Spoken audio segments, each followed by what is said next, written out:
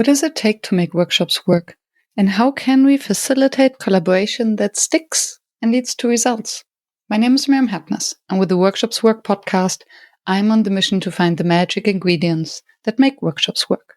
Today with me on the show is Parker Palmer, and he takes us back to Berkeley in the 60s, and where he has learned how to not do circle work, and what he has learned from Quakerism and over 40 years of writing, educating, thinking, facilitating his work. And I'm sure you'll be as inspired as I've been. So stay tuned and keep listening. And please scroll down to the show notes to find all the links to contact Parker and to subscribe to the show if you enjoy it. Thank you for listening. Hello, Parker. Welcome to the show. Thank you. Good to be here. Yeah, very much looking forward to this conversation about facilitation and what it means, what it may mean. And I always start with the same question. I'm very curious about your answer. When did you start calling yourself a facilitator? And actually, do you?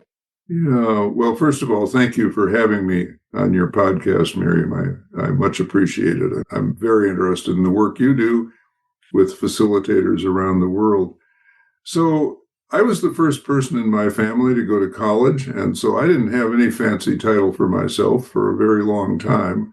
I was sort of swimming in academic waters and trying to figure out whether that was a survivable environment for me. So I did a Bachelor of Arts degree at a good college here in the American Midwest, and then I did a PhD at the University of California, Berkeley. And that was in the 60s. And I think most people know that Berkeley in the 60s was a pretty interesting place. Wild. On the globe. And just incidentally, I can come back to this later. There was a lot of group work going on at Berkeley in the 60s, circle after circle after circle. I had experience of some of those, and it influenced me down the road. It actually influenced me rather negatively in ways I can explain later. By the end of the 60s, when I got my PhD, the cities were burning, and I felt called to use what I had learned as a doctoral candidate in sociology, to use it on the city streets rather than in the classroom. So I went to Washington, D.C., and I became a community organizer. And in community organizing, you have to do a lot of circle work, and you have to call yourself something. I was calling myself a community organizer at the time, and it was wonderful work, 5 years of very intense work in the midst of all kinds of conflict, trying to push back on white supremacy and racist practices and help create healthy, diverse, pluralistic communities. After 5 years of that, I moved on, I'll shorten the story here, to more than a decade at a Quaker adult living learning community near Philadelphia called Pendle Hill. And the Quakers have been majoring in circle work for a very long time, since the middle of the 17th century in England. The particular form of Quakerism, for those who don't know about this, is one that has no clergy. So there's no designated leader.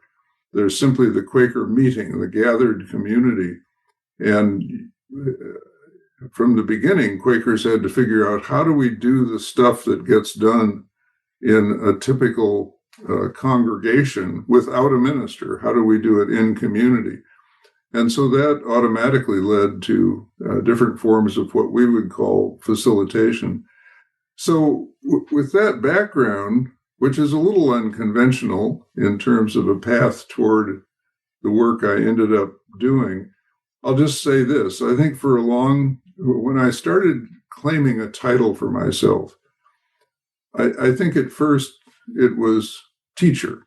And then as I got more deeply into my life as a writer, which has really been the red thread running through my life for 60 years. I'm 86 now, so it's been a long path as a writer. I started thinking of myself, okay, you're a writer, but then I think I came upon the realization that to write is to teach. So I'm back to teacher. And then eventually, when I had an opportunity to, in the early 1990s, to work with a foundation and create an organization called the Center for Courage and Renewal, which is now 30 years later actively at work sponsoring what we call circles of trust around the world, and facilitator preparation is a big part of our work for those circles of trust. Then I thought, okay, I'm a facilitator, but I wish there were a word to moosh all of that together. Teacher, writer, facilitator. These are sort of distinctions without difference to me. And I see facilitation and teaching certainly as very closely allied. I think teaching at its best is facilitation. And I think facilitation at its best creates contexts in which people learn, which is supposed to be the outcome of teaching, right? Even though it often isn't. So that's my story, and I'm sticking to it. I love it. Thank you. Thank you so much. And I took some notes because there's so much to unpack. And I would love to start at the beginning. A question that popped up in my mind when I heard you speaking about learning to facilitate at Berkeley in the 60s, and that it was all about circling. And I wonder what you have learned there about facilitation as a grassroots movement with a very clear purpose and a goal that was bigger than the sum of its parts, as opposed to today where we go to a classroom or we attend a training to learn this abstract thing that's called facilitation. Mm-hmm. Well, my experience of circle work, as I call it, at Berkeley had a lot to do with work that was being done that was psychological, therapeutic, or quasi-psychological, quasi-therapeutic. The movement for social change that got launched in Berkeley, in which I was also engaged, was really more combative and politicized than what was going on in these circles where fundamental issues in human life were being raised up and people were being invited to wear their hearts on their sleeves, to sort of bare their souls in order to wrestle with issues of identity and integrity, vocation, purpose and meaning in life. Those were the kinds of issues that I came to associate with circle work in Berkeley as contrasted with the more contentious political organizing efforts. And what I experienced in those Berkeley circles was invasiveness. People were promised safety, and then they didn't get it. People were promised, you can bare your soul here. You can wear your heart on your sleeve. And they did that, and then they got invaded. They got critiqued. They got taken to task. They got criticized. And there was something very, very fundamental in me that just rebelled against that. That thought, if this is what circle work is like, where we sit down in a circle and some poor soul says, I'm feeling miserable about my life, and the next thing that happens is a whole lot of people are saying, well, you should feel miserable because that's a crappy way to live your life. It was confrontational. And in this country, at least, that is not an uncommon thing. There have been movements even in theological seminaries. Clinical pastoral education went through a phase where folks got abused and the movement got tarnished. And so I came out of Berkeley fascinated with circles, but really rejecting the model of facilitation that had been presented to me, because it seemed to me, as I said, that a facilitator in the settings that I experienced was someone who just let anything go. Bring it on, bring it down. let's really get to the nitty gritty here. And so my quest after Berkeley was to find a way to do circles in a way that was not invasive.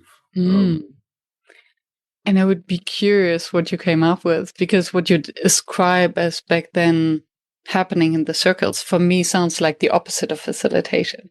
It's like not creating, not holding the container. Yeah, it was exactly. We wrestle with the idea of safe space in our business, right? It's a complicated idea, and we can talk more about that later. But the space being created in Berkeley in the 60s was not safe, period. So what happened was that the next step, as I said, was community organizing in Washington, D.C. And in those settings, you're dealing with a challenging and even combustible mix of issues around race and ethnicity and social class.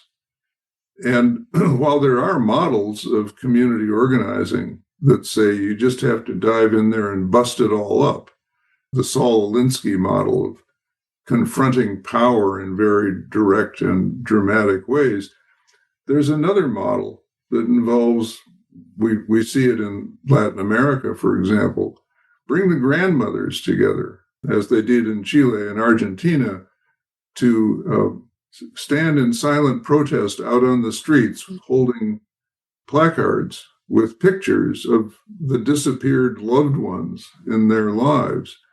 Bring the grandmothers together, these women who are full of love and who care deeply about the rising generation of their own grandchildren and are willing to take the risk of standing out in front of public buildings in view of authoritarian leaders. Because why? Well, what I'd say at age 86 is old is just another word for nothing left to lose.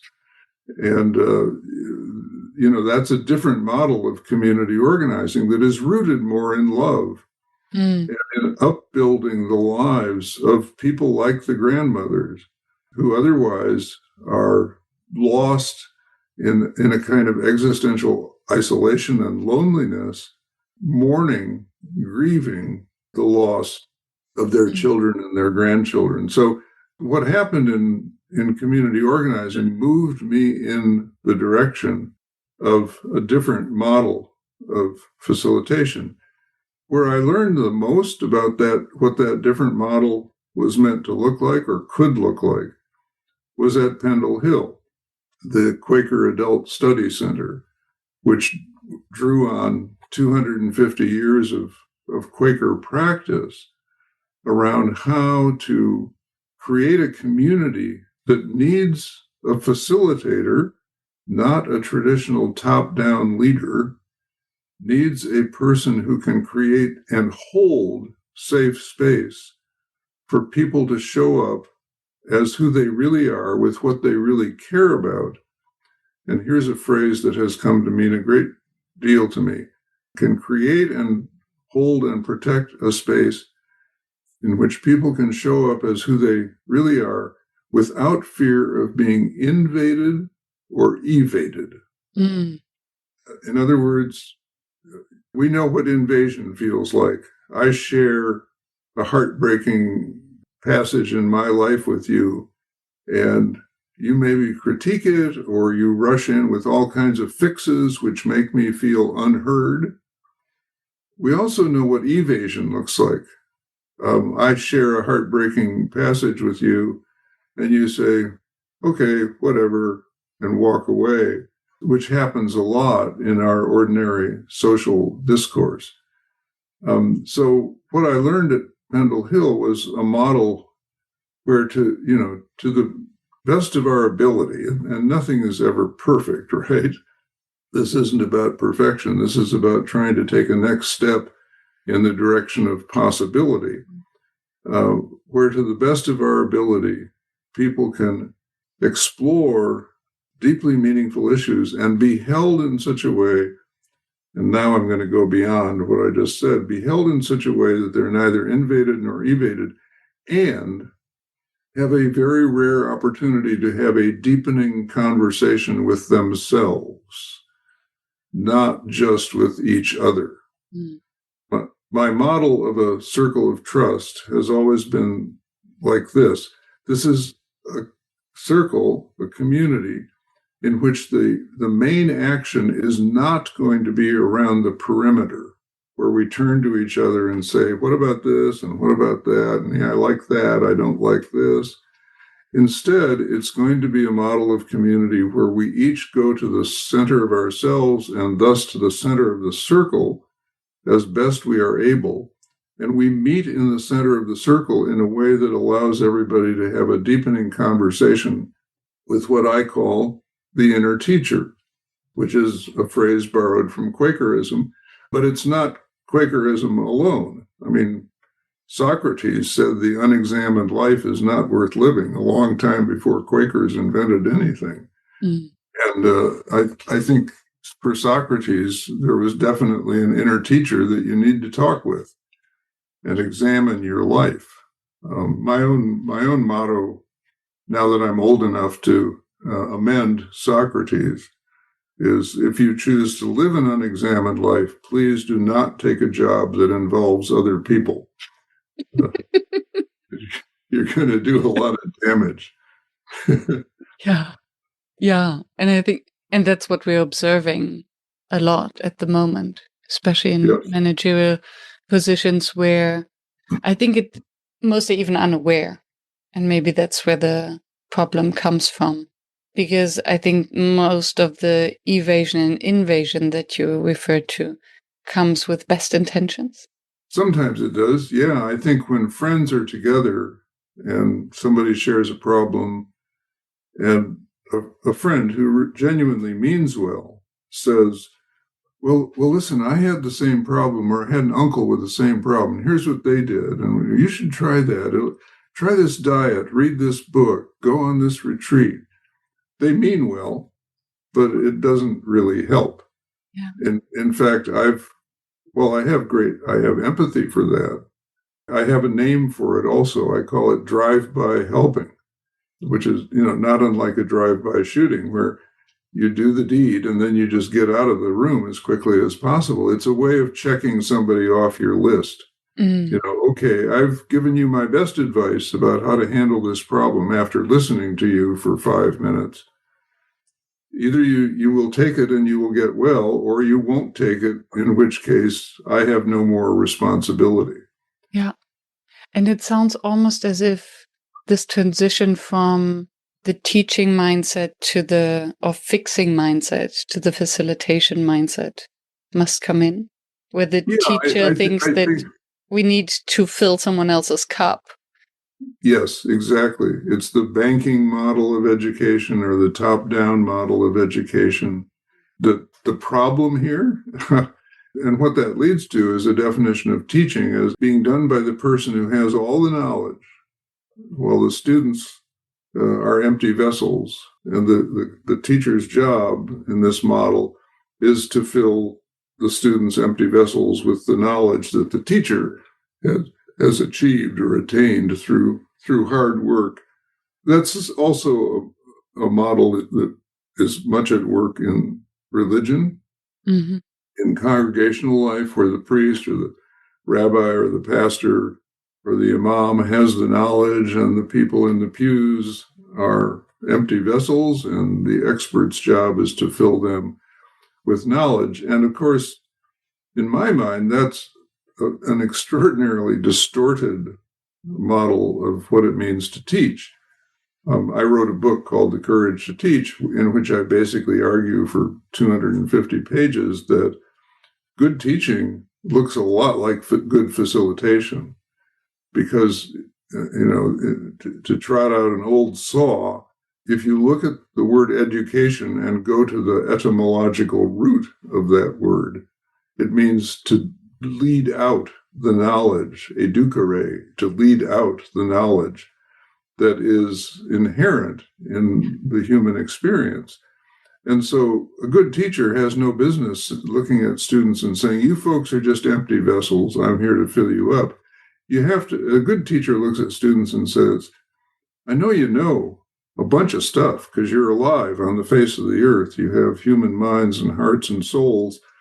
My job is to somehow engage you in the connective exercise of weaving together what you know with what I know, with what the needs of the world are, and to do that in light of a discipline that, like physics or literature or history, that's going to frame and hold us accountable in everything we do.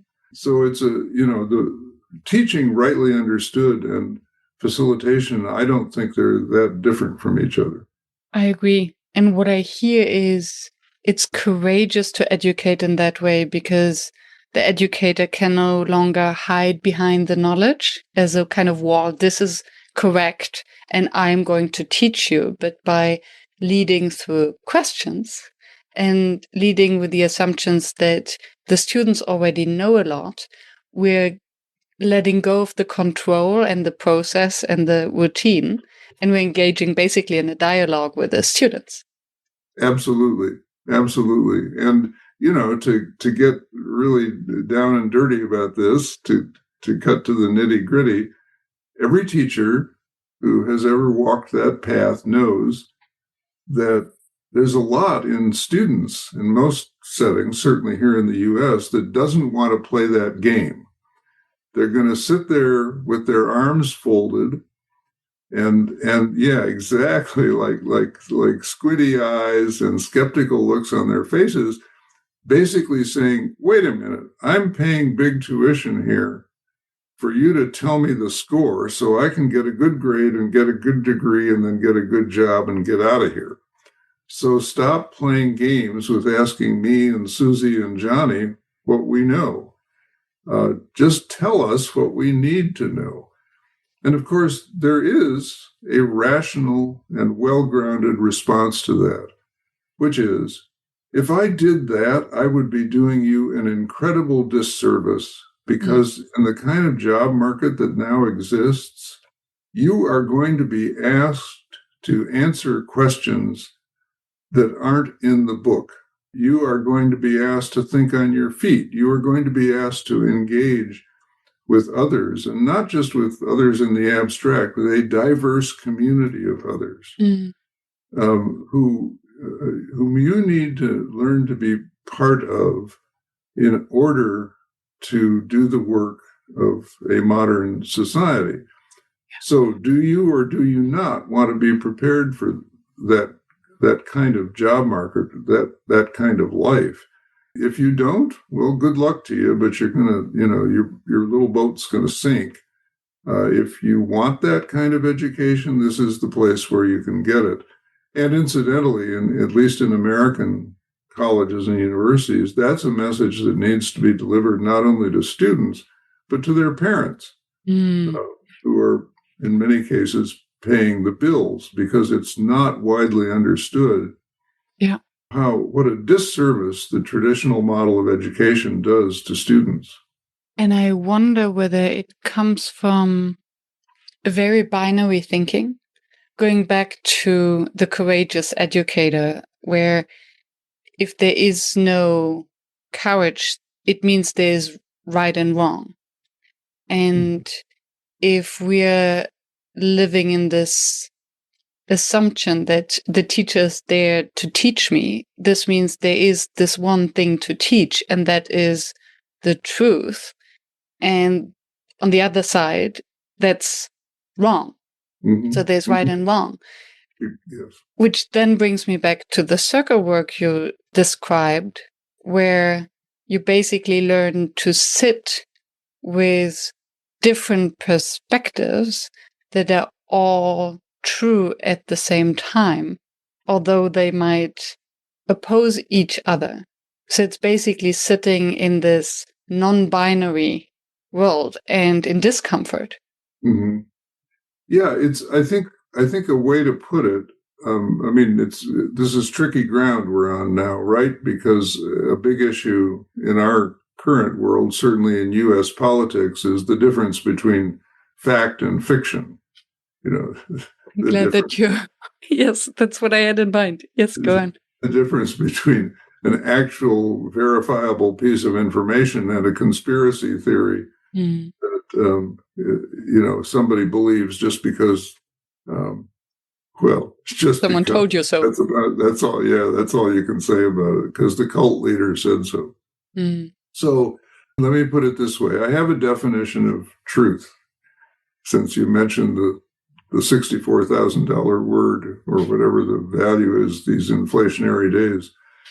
Truth is an eternal conversation about things that matter, conducted with passion and discipline. And let me tell you why I use that definition when I think about teaching, and then separately about, or additionally, about facilitation. You cannot name a discipline in the academic curriculum where the conclusions don't keep changing. It's the way it works in a life of inquiry.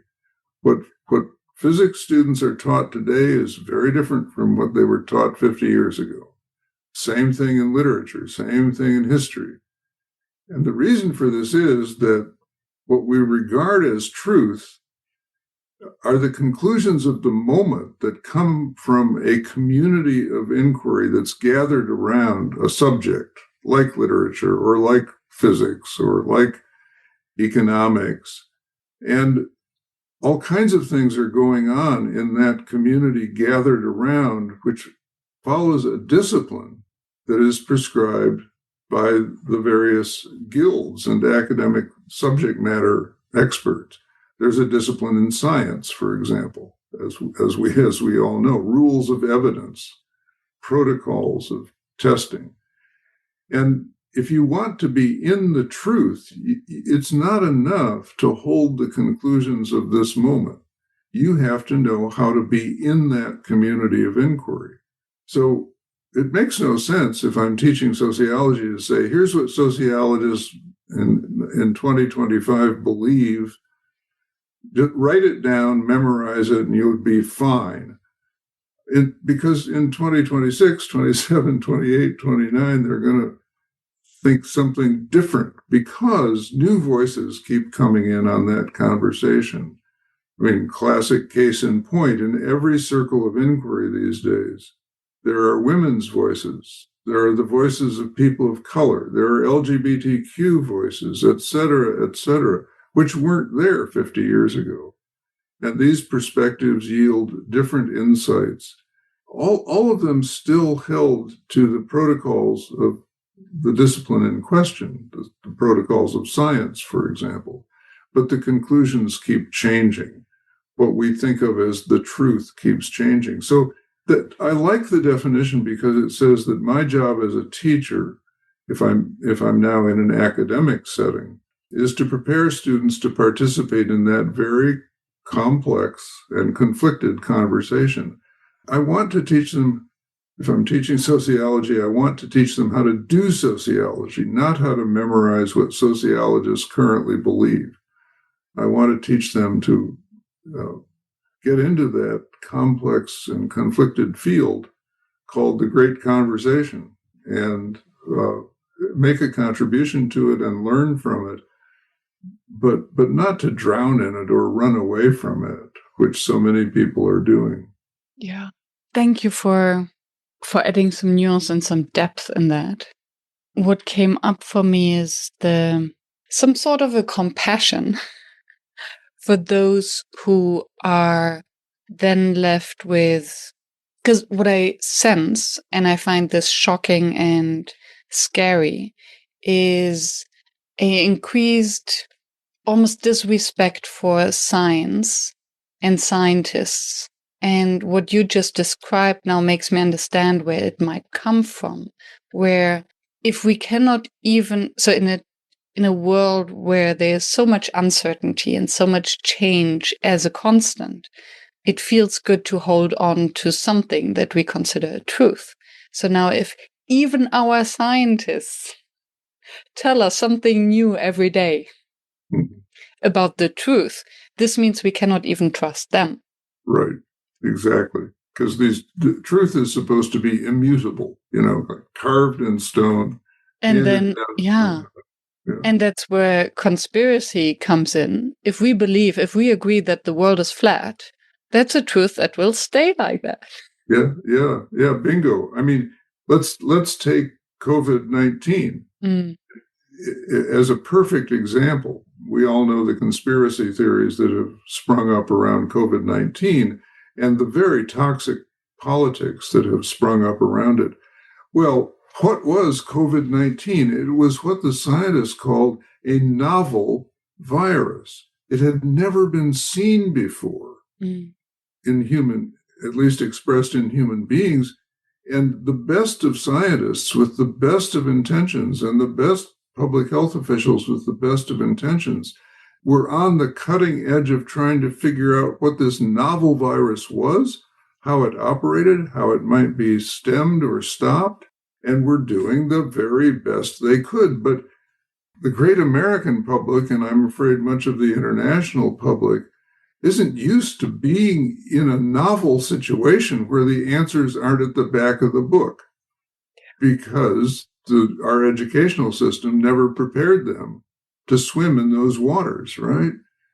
And so out of that fear of the new, the novel, the unfamiliar, and lack of experience with the emergence of every discipline in the curriculum, not fixed and frozen 100 years ago or a year ago, but emerging always through lives devoted to inquiry.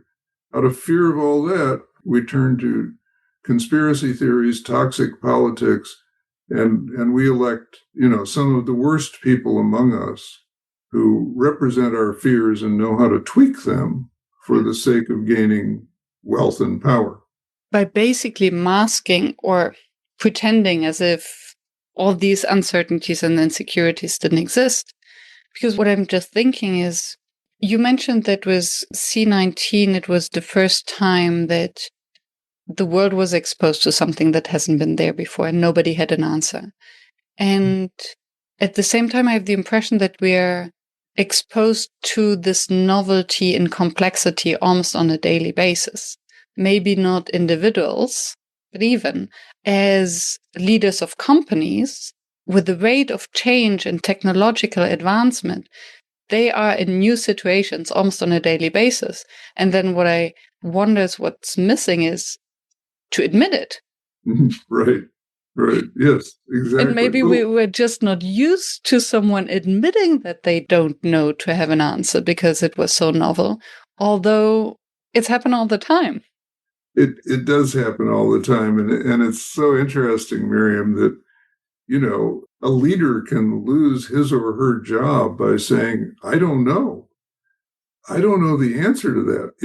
When in fact, that's the leader we ought to reward and hang on to, if that leader is also willing to say, I don't know, so let's get together and figure this out. And let's get together in a space where it's safe for everybody to express a viewpoint, an opinion, even though they may disagree with each other, as long as we're working within some agreed upon protocols. That's where truth is an eternal conversation conducted with passion and discipline. There always has to be a discipline around this kind of open inquiry to keep us from just flooding the zone with more baloney. Yeah, because, and this brings us back to education, where in order to learn, we must first admit that we don't know.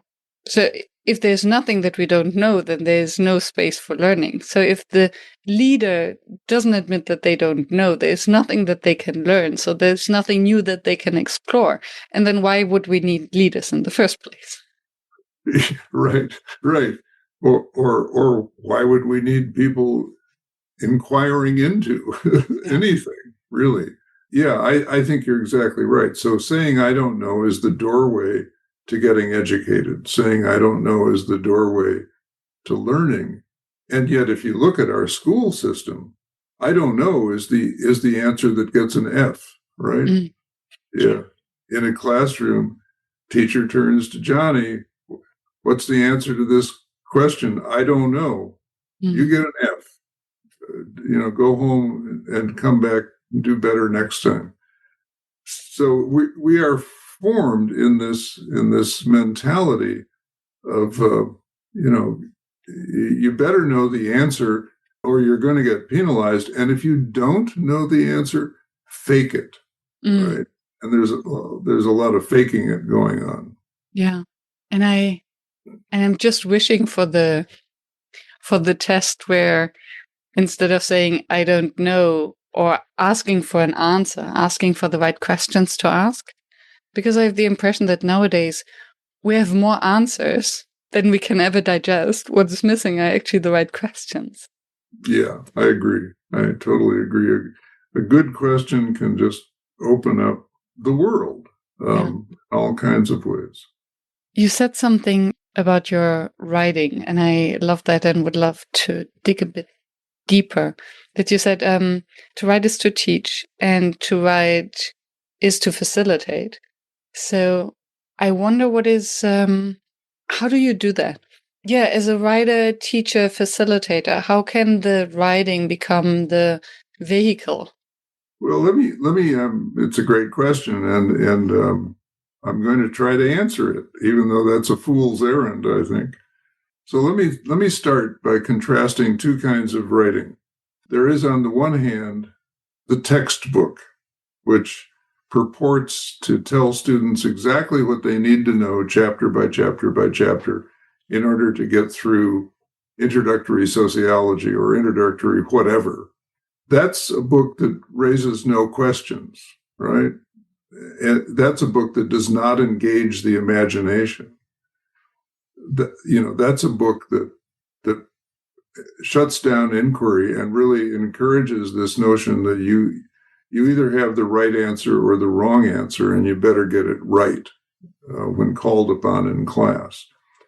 Now, there's also another kind of book called a great novel, which is a story. And stories are the way the great teachers of history have always taught, because the story carries the mystery. The story has boundaries around it, and yet it embodies enormous amounts of ambiguity.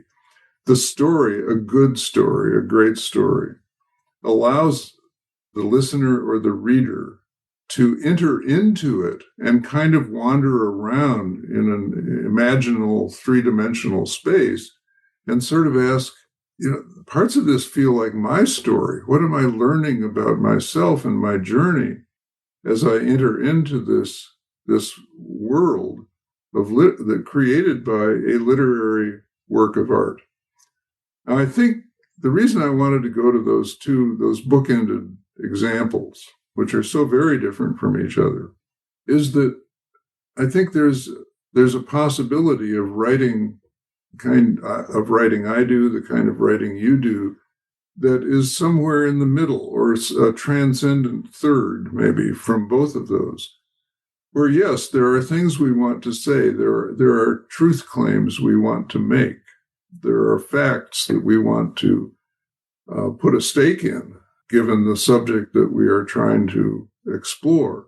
But we also want to write all of that in a way that invites the reader in.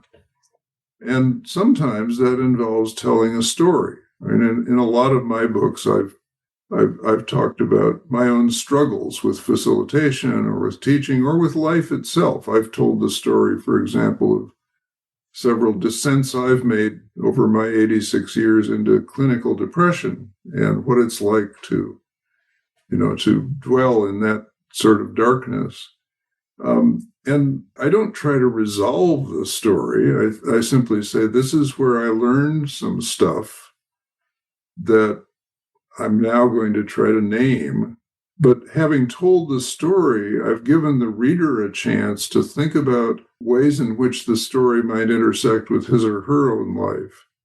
And then to check out whether the insights I've drawn from that story might also resonate with him or her. So I think there's a way of writing prose that's more evocative, that has one foot in both worlds, that sort of holds the paradox of, truth-telling to secure some kind of perimeter, to set some boundaries, and on the other hand, imaginative or stories and poetry. I use poetry a lot in my writing that evoke imagination. And incidentally, in facilitation, I use a lot of poetry because that's such a rich space for imaginal wandering. The ambiguity, to keep up the ambiguity that you mentioned. Yeah, everybody brings their own ambiguity to stuff if they're honest about it, if they're given space and time to feel it and to acknowledge it. And when I use a poem in a circle of trust in a facilitated session, I never take the academic approach of, okay, what did the poet mean by this when he or she wrote this or that? I flip that over and say, how does this poem intersect your life? What does it mean to you? What does it evoke in your experience that might be instructive to you? And when you get 25 people, which is the normal size of our circles of trust, exploring a poem or a question like that together and doing it in a way that disallows folks from fixing, saving, advising, or correcting each other. That one of our ground rules: no fixing, no saving, no advising, no correcting. You're suddenly creating a tapestry of insight that is based on the poem and on people's personal responses to it, that gives everyone in the circle a rich array of possibilities to draw on. And somebody will say something, and I'll be thinking, well, I'm glad that works for that person. It doesn't work for me. I don't say that. I'm thinking that. And then somebody else says something, and my response, and my inner response is, wow, I hadn't looked at it that way, but that shines light on something I'm wrestling with. Yeah. So to me, it's a very remarkable process when we can create that imaginal space for people, around a piece that has boundaries. Yeah. And the beauty is that speaking about this piece of art makes it easier to speak about oneself without being so explicit about it. Exactly. People, for example, one of my favorite examples, May Sarton, great poet, has a poem called Now I Become Myself. And it starts out something like this: Now I become myself. It's taken time, many years and places. I have been dissolved and shaken, worn other people's faces. It goes on from there. But just those opening lines speak so deeply to people who know what it is to be dissolved and shaken, and to be searching for, what's my face? How do I want to show up in the world? And also know that there are times when we put on a face that isn't ours. Maybe the face of a parent, or the face of a teacher, the face of a friend, until we can find our own face. Well, if I just asked a direct question, okay, folks, tell me about a time when you were dissolved and shaken and wore somebody else's face. I think somebody would say, my mother's calling, or I need to go to the restroom, or it's time for lunch, out of here. But with that poem, you can say all kinds of things about yourself without talking about yourself. Yeah. And the more comfortable, in our circles of trust, part of our goal is to let people step into that pool at the shallow end and keep going until they realize this is a comfortable place in which to talk about myself more directly. And then they can start doing that. The poems just lay a wonderful groundwork for that. Yeah. And I wonder how to then use this technique in the circle way to then maybe discuss things, because what I have in mind is it's one thing to help to facilitate each individual's personal development and personal inquiry to find their own truth, and then to learn to be open-minded enough to sit in the discomfort that everyone has their own truth that might contradict my own. And then I'm thinking back to the circle work back in Berkeley and all the potential circles that there are nowadays, hopefully at universities, with all the controversy that exists.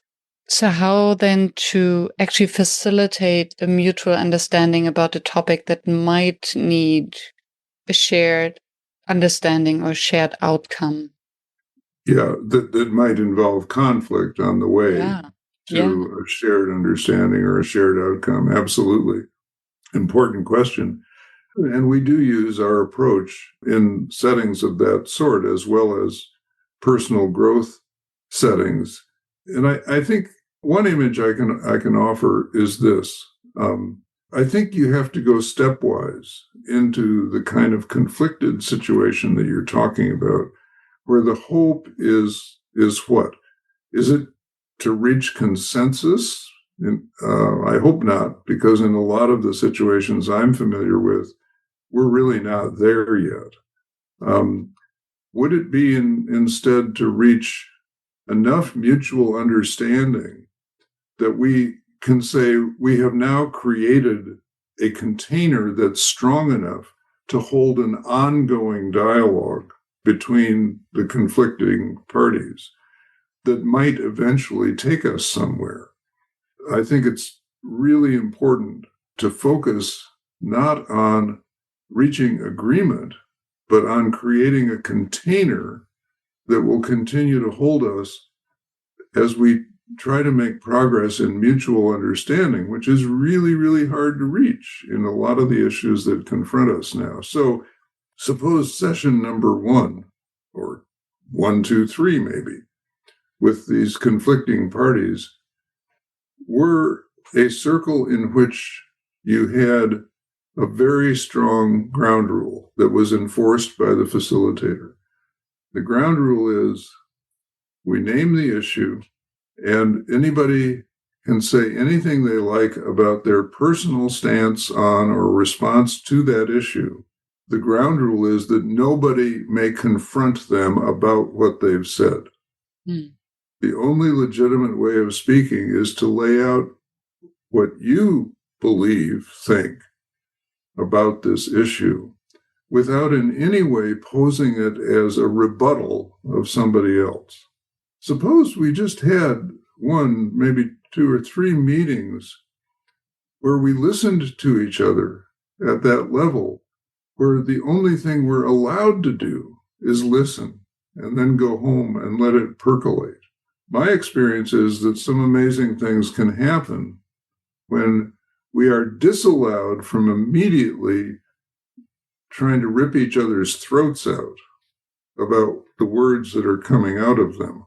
And then, as a next step, okay, with all of that understanding, well, let me interrupt myself and say, suppose that were sort of step 1. Suppose step 2, and we do this kind of thing in our work, was a session or a couple of sessions in which people are invited to tell the life story, their own life story, that led them to the position that they hold on the issue. So if you take step 1 and step 2 and you put them together, people have now heard where folks are on the issue. They have now heard the life story that accompanies that particular position. And those life stories, as you well know, are just illuminating and revealing. And they bring people closer together, in part because people find that they can identify with another person's life story, even though a similar journey took them to a different point, right? So there's something deeply humanizing about telling the life stories rather than going immediately to justify your belief. A lot of our beliefs don't yield to that kind of justification. They come out of a life experience that helps other people understand us. And as the old saying goes, the more you know about another person's story, the more difficult it is to hate them. And then step 3 is a more direct approach to the issue at hand and the question, are there ways in which we can now reach consensus on at least parts of this larger issue. That, to me, is a formula that is rarely tried, but is promising, and I've seen it bear fruit. And I can perfectly see how it works, just because of how human brains work and how we first need the connection and the trust to actually be able to listen, and then to stop projecting our own fears and our own beliefs on the other person. Right, exactly. So why do you think is it that it's rarely tested? What's missing? We're impatient, aren't we? It takes time. And we always feel like we don't have time. I'll tell you a story, speaking about stories, from the Quaker tradition. And it's a very instructive story to me. Quakers make decisions by consensus, rightly understood, which is much richer than the normal understanding of consensus. And some wonderful books have been written about it. Anyway, consensus is often criticized as being just too slow. Let's take a vote. Let's take a vote right now. Let the majority rule. That's the way to get things done efficiently. That's how the standard cultural argument goes. Well, back in the day, early days of this country, all the white folks who came to these shores depended heavily on the labor of enslaved human beings. We all know that. And we all know that it was America's original sin, and we're not alone in that, I think, but we certainly are guilty of it and have never really atoned for it. So in the early days of this country, there was a Quaker named John Woolman who just could not tolerate the fact that Quakers who purport to believe in what they call that of God in every person also owned slaves. And so he, a tailor who did not own slaves, gave up his business and started walking up and down the east coast of this country talking to Quaker slaveholders about the absolute moral necessity of freeing their slaves. And he was rejected roundly, often with embarrassment by these good Quaker folk who were trying to maintain a pretense about who they were. Rejected not just for a day or a week or a month or a year, but for 20 years. He walked up and down, rode horses, buggies, wagons up and down the East Coast, visiting his fellow Quakers and proclaiming the wrongness of slavery. After 20 years, and this is why people say consensus is so slow, Quakers were finally convinced as a religious body to free their slaves. And in fact, in Washington, D.C., at the Capitol, you can find a plaque commemorating this fact because, and here's the punchline of the story, Quakers were the first religious community in the United States to free their slaves, and they did so 60 years before the Civil War was fought. 60 years before the Civil War was fought. So when people talk to me about how slow consensus is, I say, how about getting 60 years ahead of the Civil War? Would that satisfy your demand for effective results now? Because even the Civil War, with 850,000 Americans killing each other, didn't resolve the question of slavery. It led to Jim Crow, the new Jim Crow, et cetera, voter suppression right now, et cetera, et cetera, et cetera. I think the Quakers have a pretty good record on that one. Yeah, it reminds me of the slowing down to speed up. Absolutely. Absolutely. Yeah. You know, there's a great teaching story, which I often use when I prepare facilitators for our work, about this master surgeon who is teaching her students about this critical moment in open heart surgery. And she looks around at him and she says, at this moment, in this procedure, you have exactly 60 seconds to tie off that artery before the patient dies. So you had better take your time. And when I heard that story, I thought, that's a real life story. That's the surgeon I want. Somebody who's not so traumatized by time that his or her hand shakes and I die. I want someone who knows how to enter that 60 seconds as if he or she had all the time in the world. Incidentally, I also want that in airline pilots. And in facilitation. Yes. When I teach facilitation, there's usually this one trick. If we don't have time and there's too much content, slow down. Yeah. One of the things our facilitators are always learning is less is more. It was interesting. Last week, I was training a 2 days training program on facilitation in French. So German is my native language, my mother tongue. My English is pretty good, so I usually speak and train in English. And my French is decent, but I'm not as sophisticated as in English. And what I realized was that when I explained a concept, I had one take. I would explain it and then make a full stop and give the voice back and speech back to the group and ask them to rephrase it or to explain it in their own words.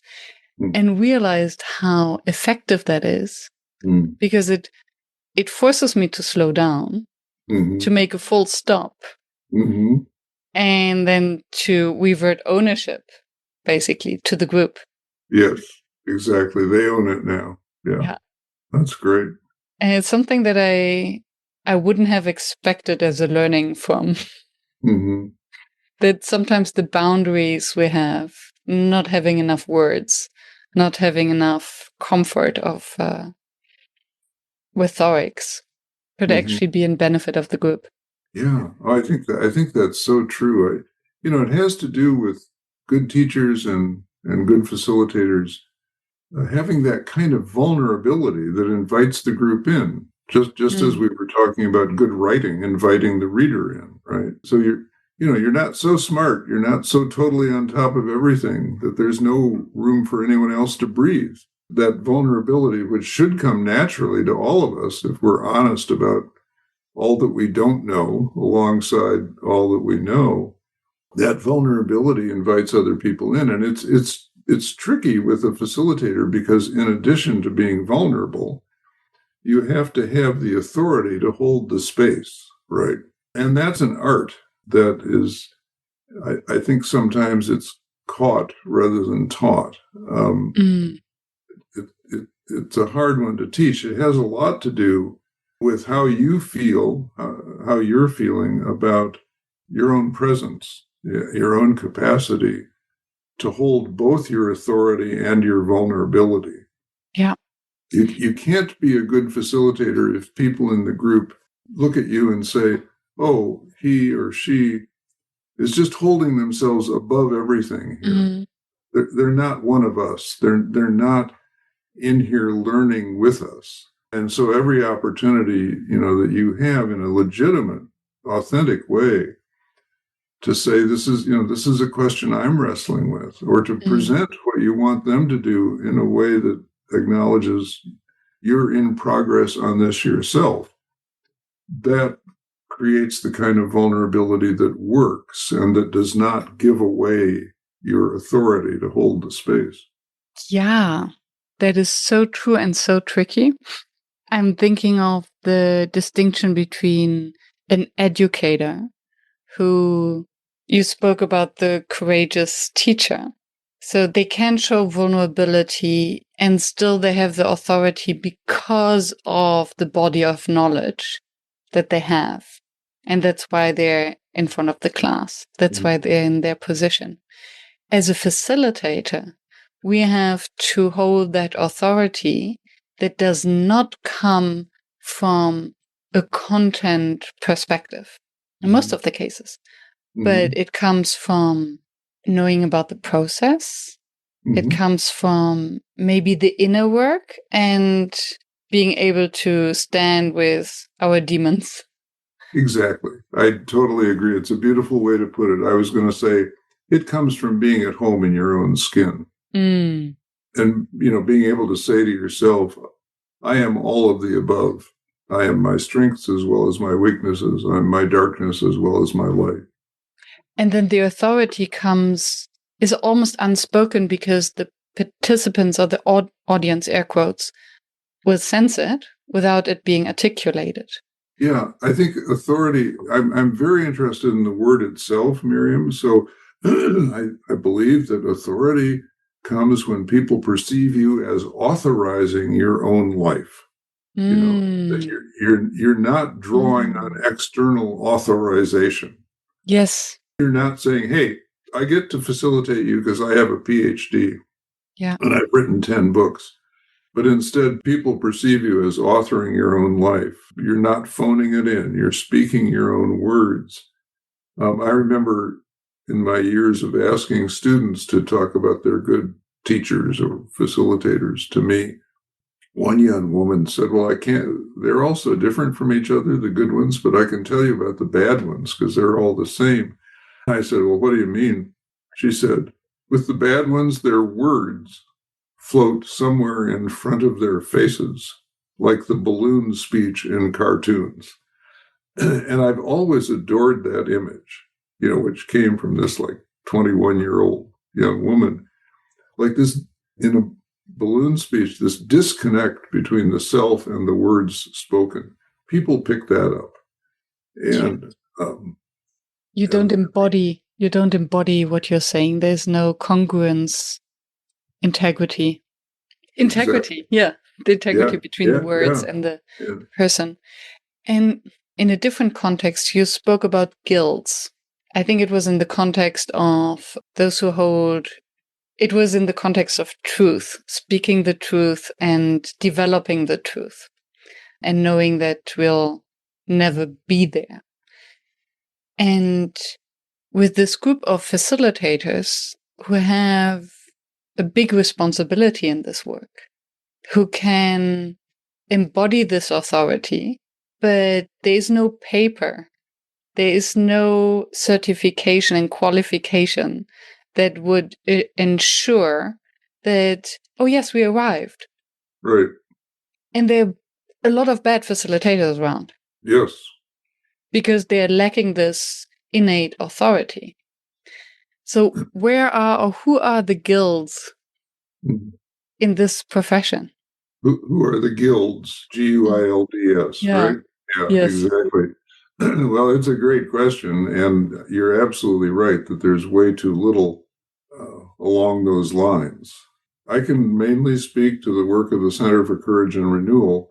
We have worked very hard for 30 years to cultivate a collegial community of facilitators who get together online or in person with some regularity. I've always seen our work as depending not so much on a handbook of techniques, but on cultivating a community and a shared culture. And part of that shared culture is high standards for the work that we do. And, modeling those high standards in front of each other. Always understanding that all of us are works in progress. That, nobody ever gets it right, finally and forever.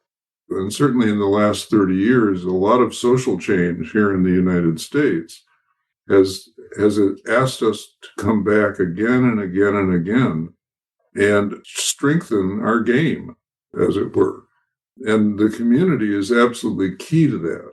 I don't think you can write a handbook as to, for example, like, how do you do trauma-informed facilitation in this day and age? I know books have been written about that, and they are helpful, but when the rubber hits the road, what you need is a community of facilitators, a guild, where people are free to talk openly with one another about their struggles and also about what they've learned about doing trauma-informed facilitation well. So that's the best answer I have. We need those guilds. You were right on to point to that. And I would even say we need them not only to speak. And I love the example of trauma-informed facilitation because it's one of those domains who continuously evolves because we know so little. And every day we learn more. And I think what we need are the spaces to speak when we have not done it well. Yes. So to share best practices and the 1, 2, 3 steps list. Yeah. So easy, but all the times we touched on a trauma and didn't realize it, and it blew in our face. Mm-hmm. Yeah. And here's another thing to say about why I respect this set of questions around, in facilitation so much is that if you look at the academy, the guilds have nothing to do with teaching.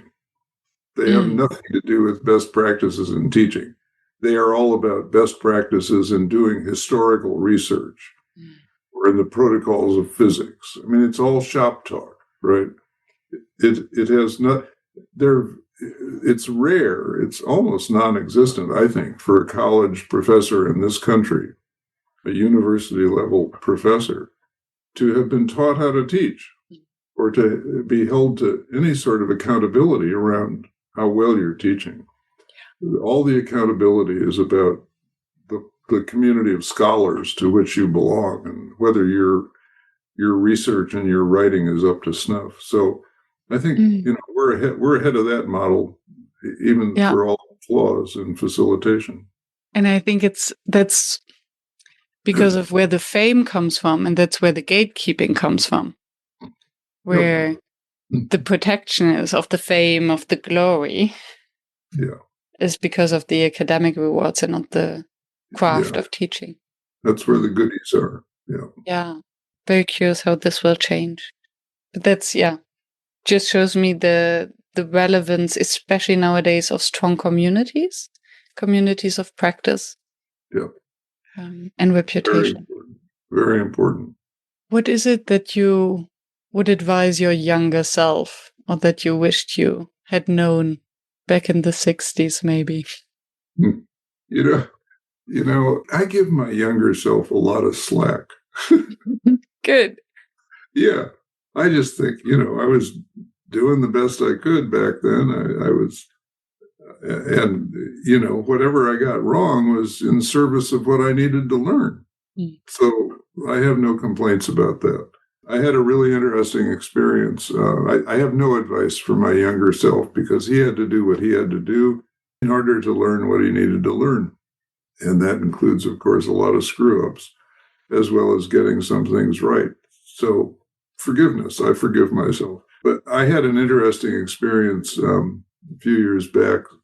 I think it was my first book, 1979. A publisher came to me and said, we'd like to issue an updated version of that book, like on its 40th anniversary or something. And I said, great, of course. And he said, okay, we're going to send you the manuscript and see if you want to do any rewriting or any editing.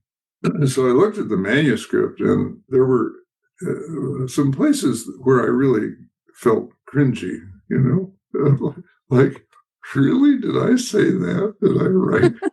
Like, that's such a contorted sentence, or that's such a dumb thought. Really? And I thought, okay, I better get to work editing this thing. And then I had a second thought.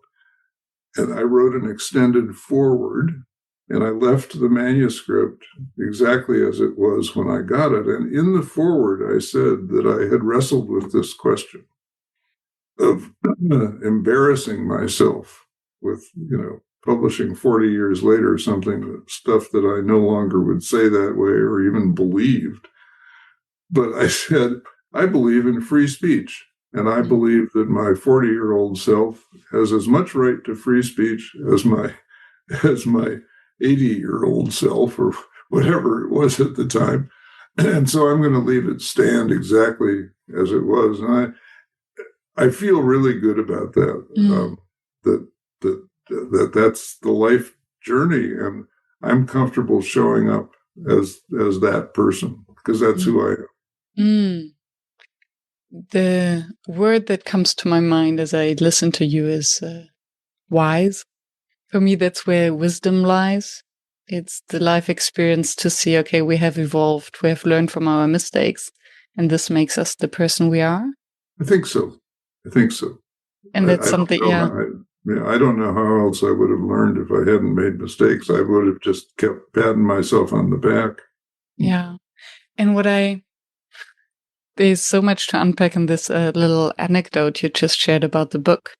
Because what evokes to me is that by stating that you might no longer agree with everything you've said back then, you're creating the space that you referred to earlier in our conversation, where the reader can think for themselves whether they agree or not. So sharing the burden. So you're not only the educator, you're not claiming that this is the truth, but everyone feels maybe more of the permission. Oh, I can actually question this, and I can have my own opinion, because even the author changed their opinion about it. Yeah, exactly. Thank you for making that connection. It does offer a kind of permission, and also it offers the reader a permission to look back on their own mistakes with more kindness than perhaps they've had before. Yeah, and it gives you the permission to just write a new book. Because instead of revising everything that has changed since then, I think it would have been a new book anyway. I can't imagine anything more tedious than trying to revise my life.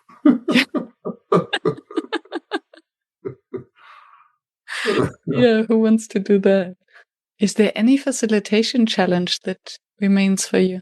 Oh, I think it's always a challenge. That's one of the things I love about facilitation is you never step into the same stream twice, right?